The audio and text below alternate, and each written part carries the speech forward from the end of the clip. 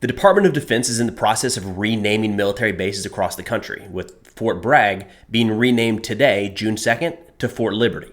This isn't exactly breaking news, but with some of the renaming now underway, I thought it was worth mentioning to share what the new names would be and who the bases are named after. Now, as a quick background, the bases being renamed here were originally named after Confederate generals from the American Civil War, and most of that was done in the lead up to World War I as an effort to try to garner support from the local populations in the South. So here's what's being changed. In March, Fort Pickett was renamed Fort Barfoot after Technical Sergeant Van Barfoot, who received the Medal of Honor for his actions in Italy in 1944. During an attack on German positions, Barfoot volunteered to take point and subsequently destroyed 3 machine gun nests all by himself. Then, when Germany launched a counterattack, Barfoot destroyed one of those tanks before pushing further into enemy territory where he disabled a howitzer, at which point he returned to his unit where he helped evacuate 2 wounded soldiers to the rear. Barfoot was shortly thereafter promoted to second lieutenant and would go on to serve in the Korean and Vietnam Wars. Fort Rucker was renamed Fort Novosel on April 20th after Chief Warrant Officer Michael Novosel. Chief Novosel flew B-29s in World War II, but was then deemed too old to fly during the Korean War. So he left, joined the Army, and started flying helicopters.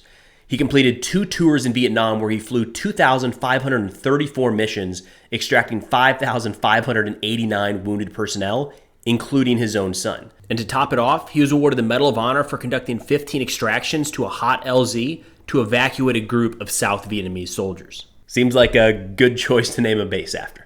On April 27th, Fort Lee was renamed Fort Gregg Adams in honor of Lieutenant General Arthur Gregg and Lieutenant Colonel Charity Adams. Lieutenant General Gregg is a veteran of the Vietnam War and was the first African American to reach the rank of lieutenant general when he was promoted in 1977. Lieutenant Colonel Adams was the first African American woman to serve in the Women's Army Auxiliary Corps and later commanded the 1st Battalion of African American women to serve overseas during World War II. On May 9th, Fort Hood became Fort Cavazos after General Richard Cavazos, who served as a company commander in Korea and a battalion commander in Vietnam. And during each of those conflicts, Cavazos was awarded the Distinguished Service Cross, a valor award second only to the Medal of Honor. Then in 1982, Cavazos became the first Hispanic American to be promoted to 4-star general when he took over U.S. Army Forces Command. On May 11th, Fort Benning was renamed Fort Moore after Lieutenant General Hal Moore and his wife, Julia. Now, Lieutenant General Moore is best known for his actions as the battalion commander of 17 Cav during the Battle of the Ai Drang Valley in the Vietnam War. And his book, recounting that battle with Joey Galloway, We Were Soldiers Once and Young, personally is one of my all-time favorites. His wife Julia is mentioned here as well for her role in kind of reshaping the process for how families of the fallen were notified. At this time, during the Vietnam War, it was just a telegram that would show up at somebody's doorstep notifying that their husband, son, or father had been killed, sometimes even delivered by a taxi driver. So Mrs. Moore successfully advocated for a formalized system that included a service member in dress uniform present to present that tragic news to the family.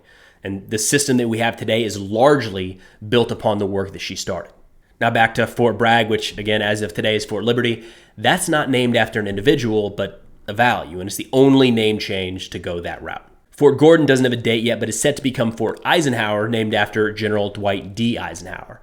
And I'm not sure how much needs to be said about that man. I mean, leading Allied forces in the liberation of Europe and then returning home to become President of the United States, I'd say that's enough to get a base named after you.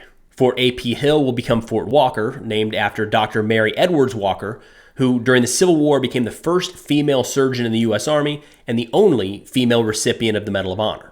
And lastly, in terms of bases at least, Fort Polk will become Fort Johnson after Sergeant William Henry Johnson. Sergeant Johnson fought with the 369th Infantry Regiment, or the Harlem Hellfighters, in World War I, and while he was in France, he fought off a German raid, killing multiple enemy soldiers, mostly in hand-to-hand combat, while suffering 21 wounds himself.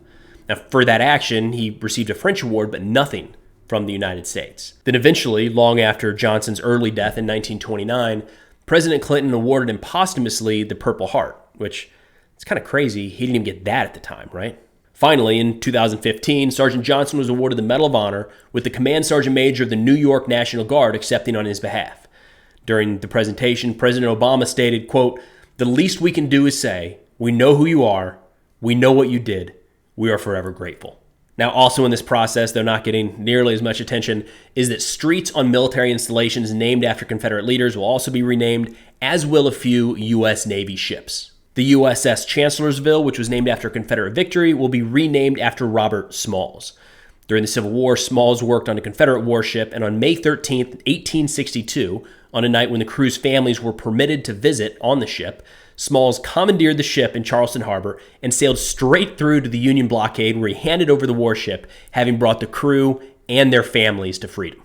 Additionally, the USNS Maury, an oceanographic survey ship which was named after Matthew Maury, a man who resigned his commission to join the Confederate Navy, was renamed in March after Marie Tharp. Now, Tharp is most known for her efforts in producing the first scientific map of the Atlantic Ocean floor. Now, shifting from honoring those in our past to an ongoing challenge for the future of our force. U.S. military recruiting has had some issues as of late, and the Army is right at the front of that. Now, a part of this is that the Army is the largest branch by far, so compared to everyone else, they have to bring in the most recruits. For example, the Army's goal this year was 65,000 new recruits, and the Navy's was 37,000.